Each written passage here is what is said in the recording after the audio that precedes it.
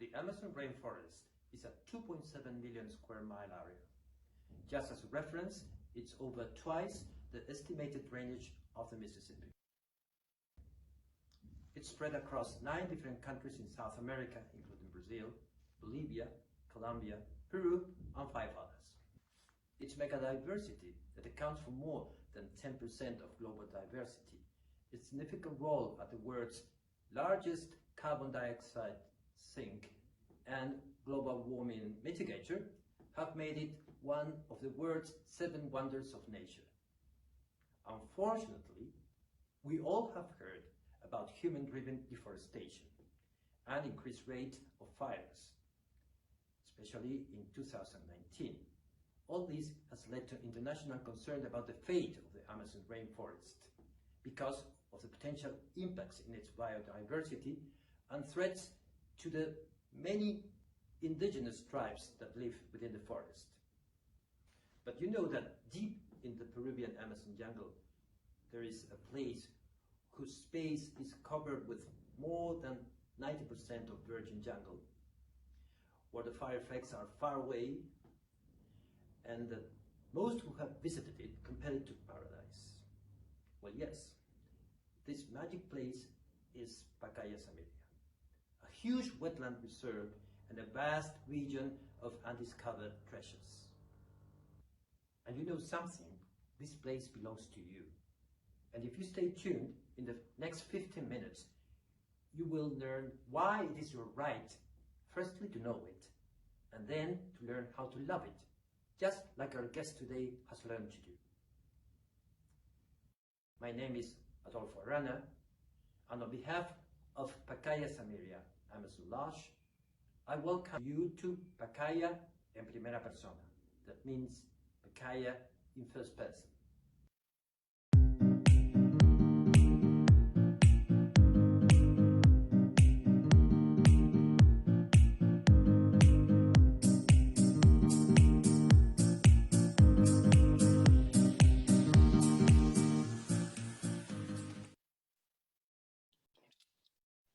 Pacaya Samiria Amazon Lodge is the only eco-lodge located right in the buffer area of the Pacaya Samiria National Reserve in the Peruvian Amazon jungle. I would like to call Pacaya Samiria the great unknown, simply because the level of investigation of the area is surprisingly very scarce. Thus, the use of the myriad of indigenous plant species is still unknown, and discoveries in regard to its flora and fauna are still awaiting exploration. That's why we at Pacaya Samiria Amazon Lodge have been promoting very heavily investigation tourism for a long time. But at this point, I have to say that there are people that have been actually interested in that area of the Peruvian Amazon jungle since very long, and also have been a source of motivation for university students who have come not for leisure, but for investigation reasons, and have left their own mark there. Our guest today is Michelle McRaney, resident director of International Studies Abroad in Peru, who has visited Pacaya Samiria Amazon Lodge several times, leading groups of students of different prestigious American universities. Michelle, very pleased to meet you this afternoon. Likewise, Adolfo. Thank you for having me. Okay. Michelle, before starting, I would like to ask you to tell us something more about your role at ISA. Sure. Well, ISA stands for International Studies Abroad, and I've been working for ISA since 1998, first in the United States. I've worn many different hats, but for the last 13 years, I've been living in Lima, Peru. I opened our on-site office here, where we host American students from all over the United States who are interested in studying a semester or summer program or a short-term customized program. We organize academic visits, company visits, guest lectures, service learning projects, as well as historical and cultural activities. So our goal is to incorporate intercultural experiences that encourage students to reflect and inquire in any excursion or activity that we offer to our students. Great, great. Something I'm very curious about is, among other destinations in Peru, why did you choose Pacaya Samiria? Well, I chose the Pacaya Samiria for many reasons. Originally, I wanted my students to have that Avatar movie, the Nat Geo or Discovery Channel experience that so many of us see on television, but it seems so far away. Since the students were going to be here in Peru, I wanted to take them not only to the Andes, but I also wanted to take them to the jungle. I wanted to take them to a protected area away from the city, where they could learn about the conservation efforts that already exist, as well as the needs that still need to be researched and investigated. I want them to be out of their comfort zone too, so that they can grow as people. And I also want them to experience the magic of the jungle, of the Amazon firsthand, away from technology and social media, something that we've all become so dependent on. At the Pacaya Samiria, students use all of their senses, like learning to listen to the sounds during a guided night walk through the jungle, or really visually observing what appears to be an empty tree, only to find sloths, monkeys, and giant iguanas hidden inside. On day or night hikes, they will need to walk without making a lot of noise, because that might scare away the wildlife they so desperately want to see in their natural habitat. They know it's not a zoo. This is the real deal.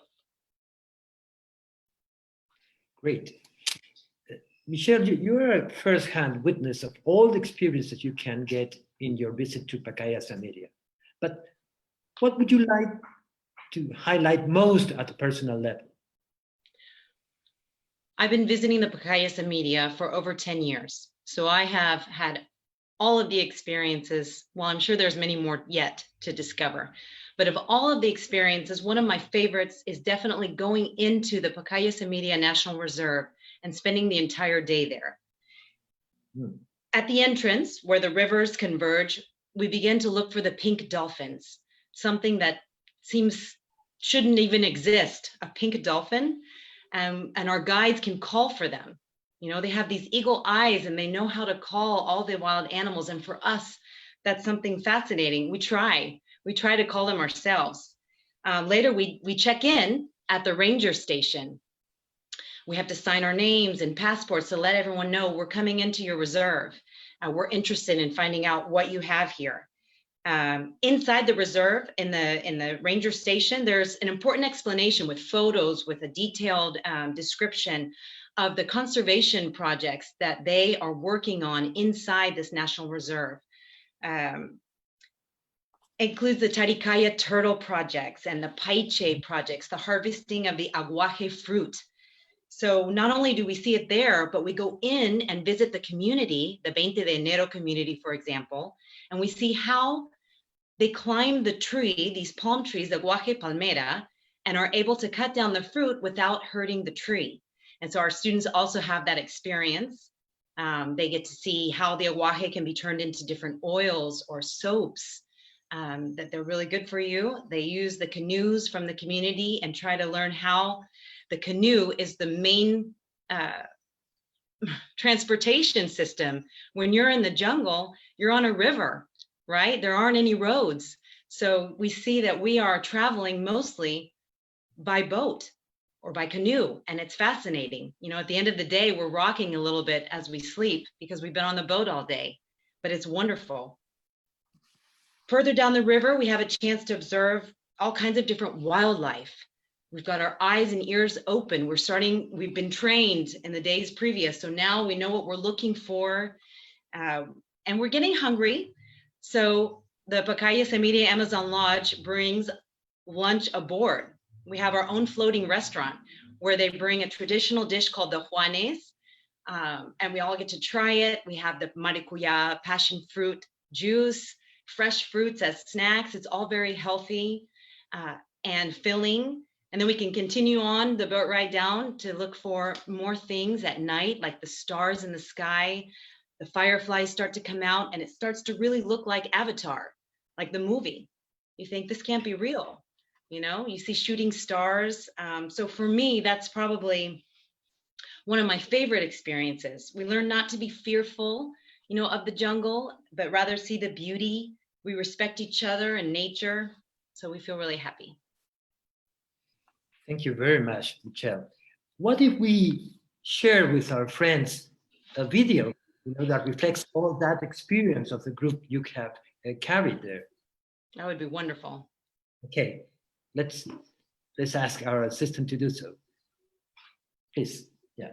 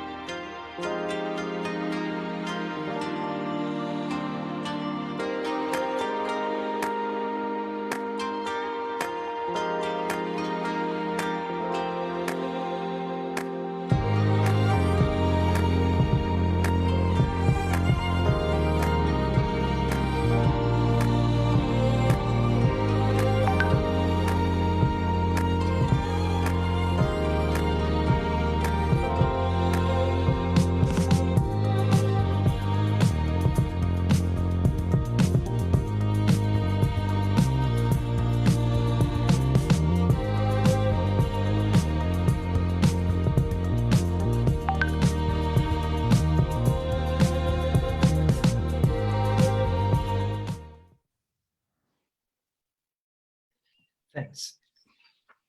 Michelle, in your many visits conducting groups of students coming from relevant US universities such as Purdue, Delaware, Virginia, I understand you had the chance to get to know students both at a group level and also individually. In this sense, what would you say are the most relevant takeaways of those students in their visit to Pacaya Samiria?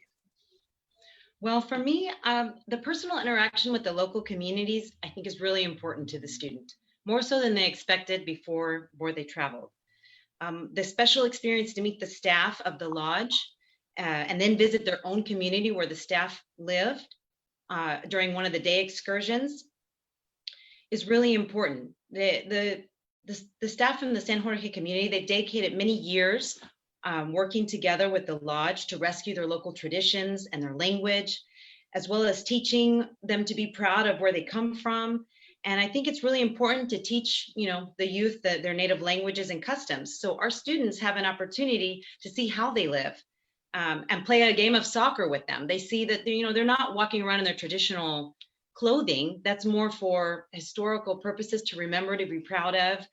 But they're playing like normal kids on their soccer fields. We visit their school and they have important lessons from the community leaders. They learn about their weaving traditions, where they go into the jungle and find the different plants and leaves and fruits that make the different colors for their dyes of their weaving, of the textiles.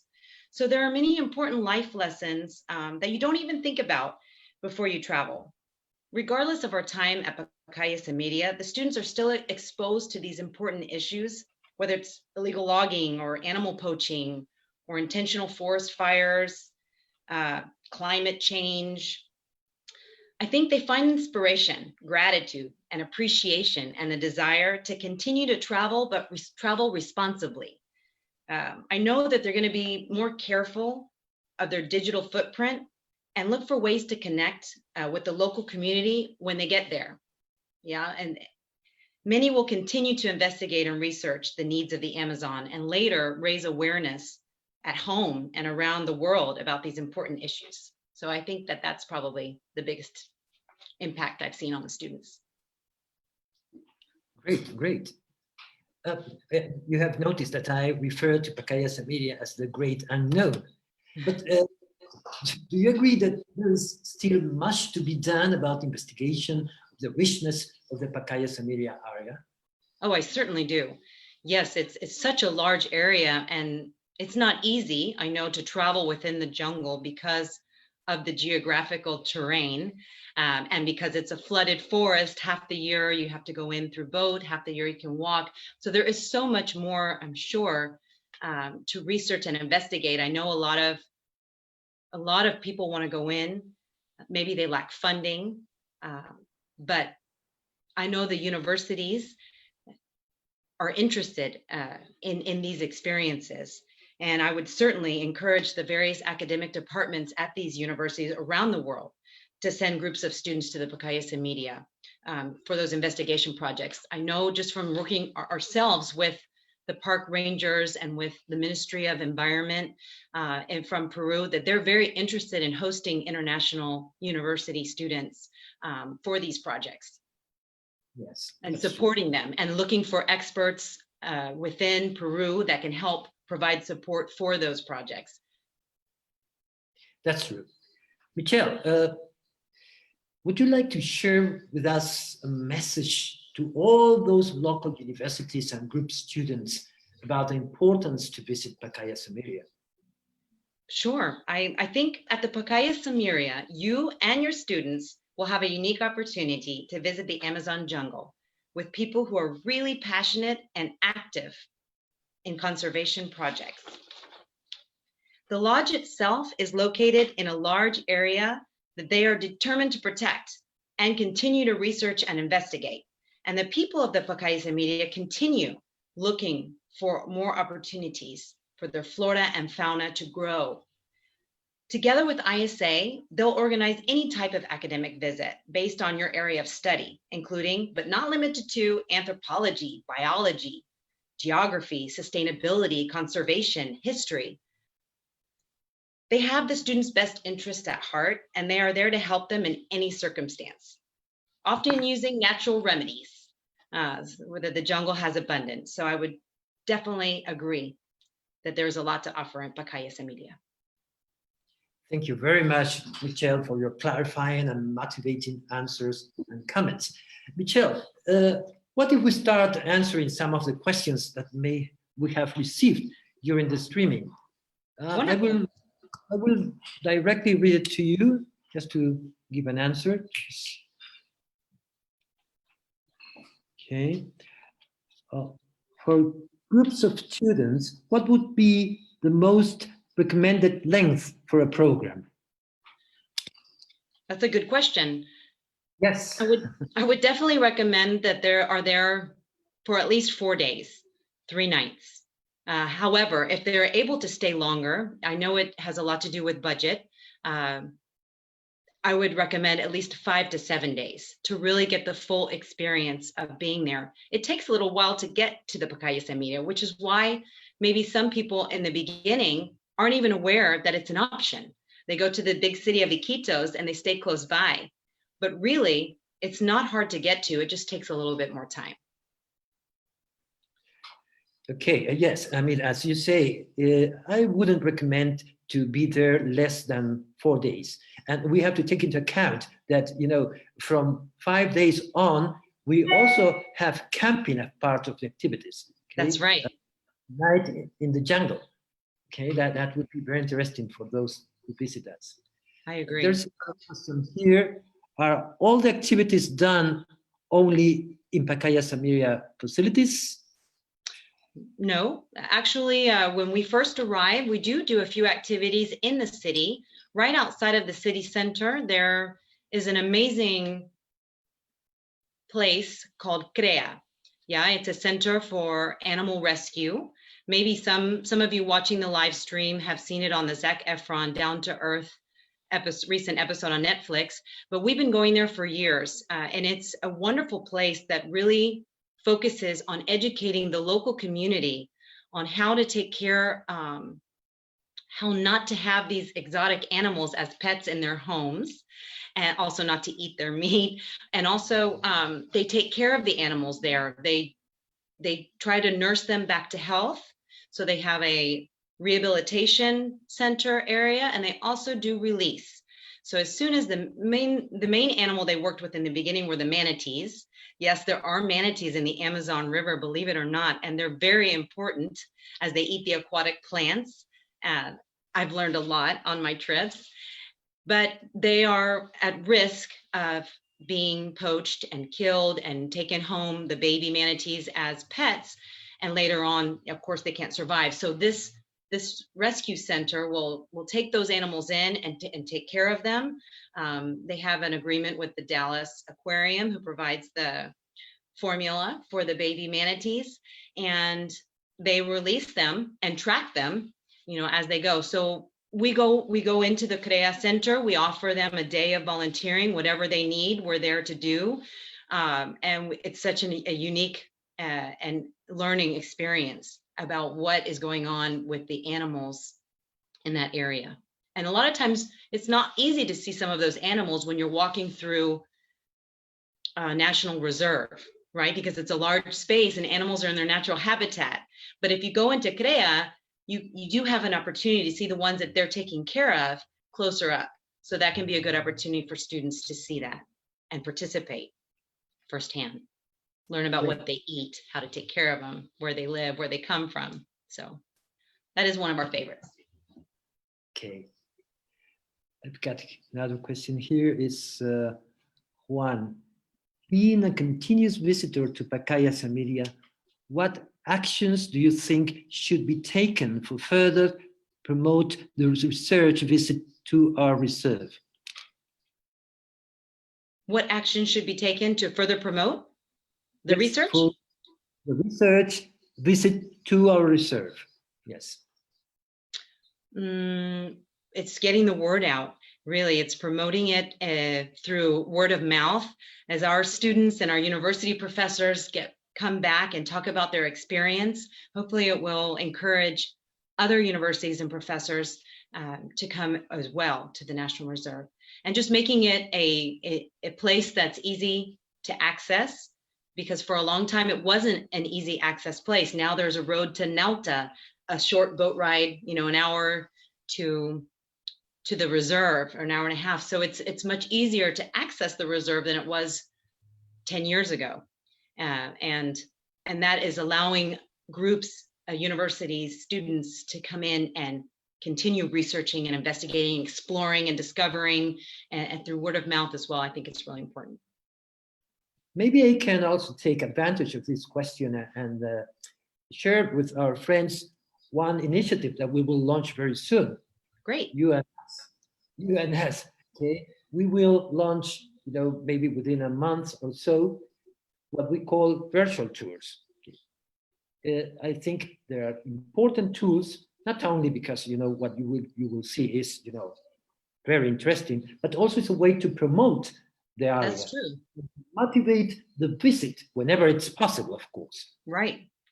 I completely agree. Yes, we would like to open up the opportunity to our university partners who are interested in traveling to Peru but can't right now, to participate on these virtual tours and try to share and see and get ideas so that when travel resumes, they'll be better prepared to come visit. Yes. And as a matter of fact, Michelle and ourselves, we will start working on this, the very same week, the very next week. Okay. Yes. So we are decided to do it and to launch it in a month approximately. Yes, it's one of my favorite places on earth, without a doubt. And we will be able to show it, globally without visiting it necessarily. The first impression will be taken through these virtual tours. Right, that's right. I've got another question here. Okay, it's a curious one. Okay, are all the activities related to investigation? Don't they have any fun? Of course they have fun. Yes, the students experience not only research, but they also have an opportunity to eat all different types of foods. They have a gastronomical experience. They love learning about how to survive in the jungle. When they go through these walking tours, they see, okay, I can use a termite nest to survive. Or there's this vine that if I cut open the vine, I can have fresh drinking water. If I'm thirsty and lost in the jungle, which they wouldn't be, but they need to learn these important survival skills. They'll do that during one of our fun excursions, walking through the jungle located on the lodge, on the lodge's area, with one of our guides who has been working with us for years and is a lot of fun. Ray. With the students. Ray, exactly. A lot of you will remember Ray. Ray always makes it a fun experience looking for poisonous dart frogs, knowing which plants not to touch might be dangerous. So those things are a lot of fun, and obviously looking for tarantulas. He's got all the secrets of the jungle, for sure. Yes, he knows. He has been trained by his tribe back in the day to be a shaman, so he knows how to recognize different trees and plants, and he can find animals when they don't look like they're there, but he can find them, and that's really exciting for all of it. He also takes points. If a student can find certain animals, he gives them a certain number of points. I think a sloth is 50. The one with the most points, maybe they get to eat the suri on the barbecue. The grubs. Yes. Well, we saw something about this in the last video. Okay. Yes, we did. It was quite an experience. Yeah. Well, I have never tried, and I don't know if I will. But maybe it's interesting. Okay. There's another. That's the last question here.